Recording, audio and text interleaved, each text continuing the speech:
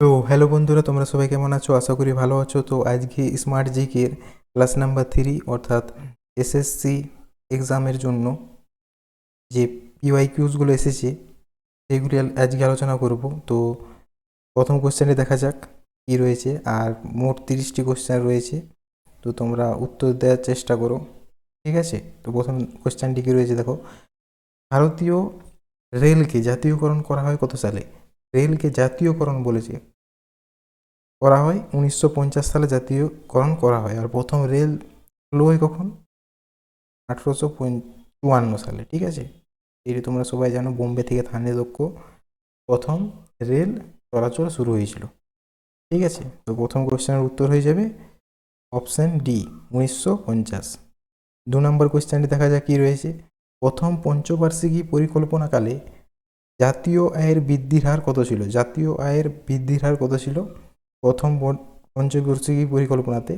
তো এই কোয়েশ্চেনটি এসেছে, ঠিক আছে, এসএসসি এক্সামে এসেছে এটি, ইউআইকিউস বটে এটি, ঠিক আছে? তো এটি হয়ে যাবে 18%। প্রথম পঞ্চবার্ষিকী পরিকল্পনা জাতীয় আয়ের বৃদ্ধির হার ছিল 18%। এইগুলি ডিপ থেকে পড়তে হবে, ঠিক আছে? তো এইভাবেই এই কোশ্চেনগুলি আসে এসএসসি এক্সামে। 3 নম্বর কোশ্চেনে কি বলেছে, মাতঙ্গিনী হাজরা কোন আন্দোলনের সঙ্গে যুক্ত ছিলেন বা জড়িত ছিলেন? মাতঙ্গিনী হাজরা, মাতঙ্গিনী হাজরা মনে রেখে দেবে, ভারত ছাড়ো আন্দোলনের সঙ্গে তিনি যুক্ত ছিলেন, মাতঙ্গিনী হাজরা। 4 নম্বর কোশ্চেন কি বলেছে, দুর্গাপুর লৌহ ইস্পাত কেন্দ্র কত সালে গঠিত হয়েছিল? দুর্গাপুর লৌহ ইস্পাত কেন্দ্র কত সালে গঠিত হয়? এটি হবে 60-এর দশকে, অর্থাৎ 1960 সালে গঠিত হয়েছিল। 5 নম্বর কোশ্চেন, রাষ্ট্রবিজ্ঞানের জনক কে বা রাষ্ট্রবিজ্ঞানের জনক হলেন কে? রাষ্ট্রবিজ্ঞানের জনক তাহলে কি? অ্যারিস্টটল হবে রাষ্ট্রবিজ্ঞানের জনক। এগুলি সব পিওয়াইকিউজ। আর এই পিডিএফটি পাওয়ার জন্য তোমরা টেলিগ্রামে যুক্ত হয়ে যাবে, লিঙ্ক রয়েছে ডিসক্রিপশানে, ঠিক আছে? যুক্ত হয়ে যাবে, এখানে পিডিএফটি পেয়ে যাবে তোমরা। তো এখান থেকে পড়তে তোমাদের সুবিধা হবে। 6 নম্বর কোশ্চেন দেখা যাক কী রয়েছে, পৃথিবীতে বর্তমান বায়োস্ফিয়ার রিজার্ভের সংখ্যা কত? বায়োস্ফিয়ার রিজার্ভের সংখ্যা কত? বর্তমানে মনে রেখে দেবে 143টি বায়োস্ফিয়ার রিজার্ভ রয়েছে পৃথিবীর মধ্যে, ভারতের মধ্যে না, পৃথিবীর মধ্যে রয়েছে। ওয়ার্ল্ড 143টি রয়েছে। তো 7 নম্বর কোয়েশ্চেন, এখনো পর্যন্ত ভারতবর্ষে সর্বাধিক ভয়াবহ ভূমিধ্বংসের ঘটনাটি কোথায় ঘটেছিল? এখনো পর্যন্ত যে ভূমিকম্পের ভয়াবহ দুর্ঘটনা সেটি উত্তরাখণ্ডে ঘটেছে। উত্তরাখণ্ডের মতো এখনো কোনো রাজ্যে বা কোনো ইউটিতে এমন ঘটনা ঘটেনি ইন্ডিয়ার মধ্যে, ঠিক আছে? 8 নম্বর কোশ্চেন কি বলেছে, গান্ডোয়ানা স্তর, গান্ডোয়ানা একটি কয়লার স্তরকে বোঝানো হয়, ঠিক আছে? Option B. পরের কোশ্চেন, দক্ষিণ আমেরিকার তৃণভূমি কী নামে পরিচিত? দক্ষিণ আমেরিকার তৃণভূমি কী নামে পরিচিত? 9 নম্বর কোশ্চেনের উত্তর হয়ে যাবে পম্পাস, পম্পাস হবে সঠিক উত্তর। 9 নম্বরের অপশান ডি।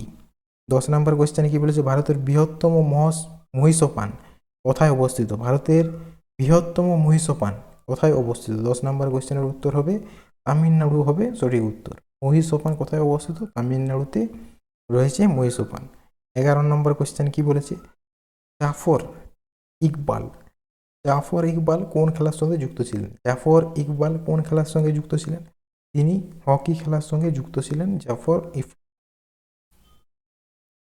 12 নম্বর কোশ্চেন, হলুদ বর্ণের পরিপূরক বর্ণ কোনটি? হলুদ বর্ণের পরিপূরক বর্ণ হলো নীল, এটি তোমরা সবাই জানো। তো 13 নম্বর কোশ্চেন কি রয়েছে, সুভাষচন্দ্র বসু কত সালে ছদ্মবেশে গৃহত্যাগ করেন? গৃহত্যাগ কত সালে করেছিলেন সুভাষচন্দ্র বসু? 13 নম্বর কোশ্চেনের উত্তর হয়ে যাবে 1941 সাল। এই 1941 সালে ছদ্মবেশে গৃহত্যাগ করেন। 14 নম্বর কোশ্চেন কি বলেছে, মধ্যপ্রদেশের অমরকন্টক থেকে কোন নদীর উৎপত্তি হয়েছে? অমরকন্টক থেকে কোন নদীর উৎপত্তি হয়েছে? এটি হবে নর্মদা নদীর উৎপত্তি হয়েছে অমরকন্টক থেকে।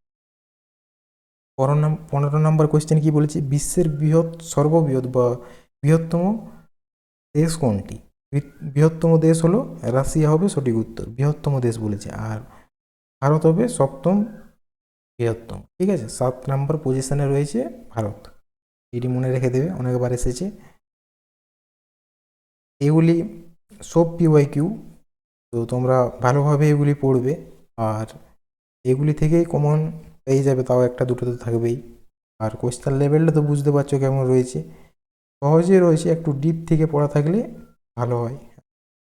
16 নম্বর কোয়েশ্চেন কি বলেছে, হোয়াইট কোল কাকে বলা হয়? হোয়াইট কোল, জলবিদ্যুৎকে মনে রেখে দেবে হোয়াইট কোল বলা হয়। 17 নম্বর কোয়েশ্চেন কি বলেছে, কাকা সাহেব নামে পরিচিত কে ছিলেন? কাকা সাহেব, 17 নম্বর কোয়েশ্চেনের উত্তর হয়ে যাবে জি.ভি. যোশী।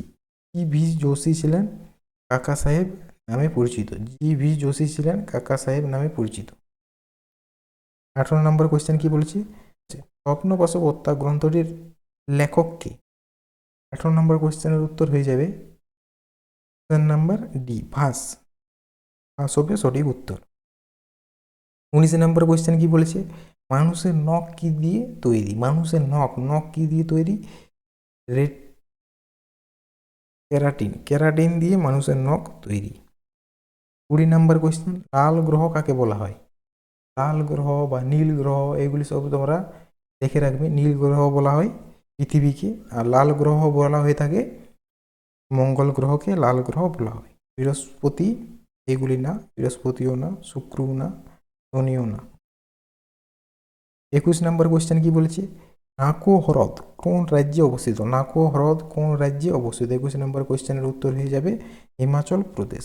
হিমাচল প্রদেশ নাকো হ্রদ অবস্থিত। 22 নম্বর কোয়েশ্চেন, ভারতবর্ষের প্রথম জাতীয় উদ্যানের নাম কি? 22 নম্বর কোয়েশ্চেনের উত্তর হয়ে যাবে জিম করবেট। জিম করবেট ভারতের প্রথম ফার্স্ট জাতীয় উদ্যান। ঠিক আছে। 23 নম্বর কোয়েশ্চেনে কি বলেছে, নিম্নের কোন খাবারের মধ্যে সব থেকে বেশি প্রোটিন পাওয়া যায়? নিম্নের কোন খাবারের মধ্যে সব থেকে বেশি প্রোটিন পাওয়া যায়? অবভিয়াসলি মাছ হবে এটি।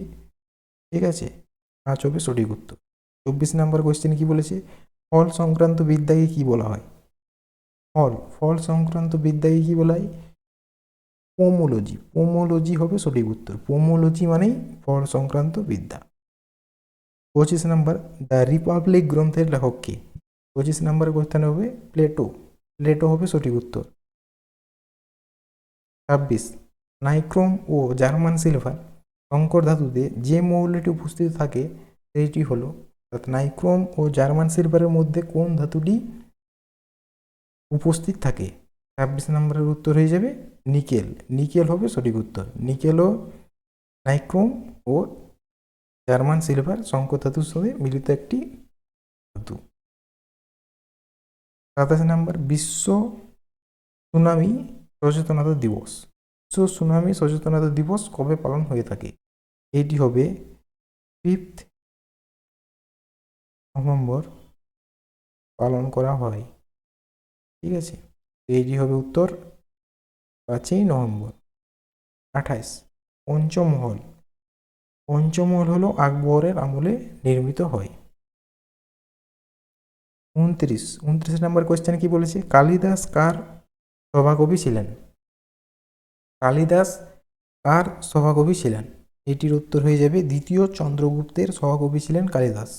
এগুলি সব PYQs তোমরা দেখে নিতে পারো, সার্চ করে দেখে নিতে পারো যে সঠিক বলছি কি না আমি।